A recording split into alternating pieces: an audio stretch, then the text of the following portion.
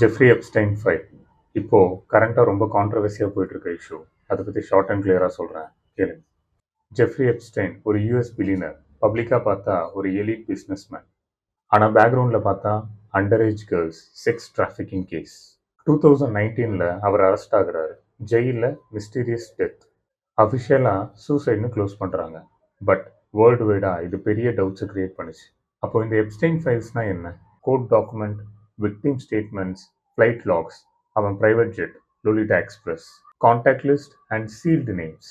இது எல்லாமே ரொம்ப நாள் சீக்ரெட்டாக பப்ளிக் வெளியே வராமல் இருந்தது.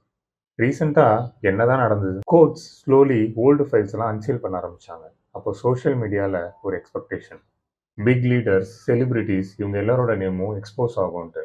பட் ட்ரூத் கொஞ்சம் டிஃப்ரெண்ட். இம்பார்ட்டன்ட் பாயிண்ட் என்னன்னா, சில பேரோட நேம்ஸ் அதில் இருந்தாலும் அவங்க எல்லாருமே க்ரைம் பண்ணியிருப்பாங்களான்னு கேட்டால் தெரியாது. சில நேம்ஸ் விட்னஸாக இருக்கலாம், கான்டாக்டாக இருக்கலாம், இல்லை ஜஸ்ட் மீட்டிங்க்கு ரிலேட்டடாகவும் இருக்கலாம். கோர்ட்டே சொன்னது என்னன்னா, சில நேம்ஸ் மென்ஷன் தான் இருக்கு, பட் க்ரைம் பண்ணாங்கன்னு அதில் இல்லை. இதில் ப்ராப்ளம்ஸ் என்னன்னா, எப்ஸ்டைன் இப்போ அலைவாக இல்லை, ஸோ ஃபுல் ட்ரூத் வெளியே வரல.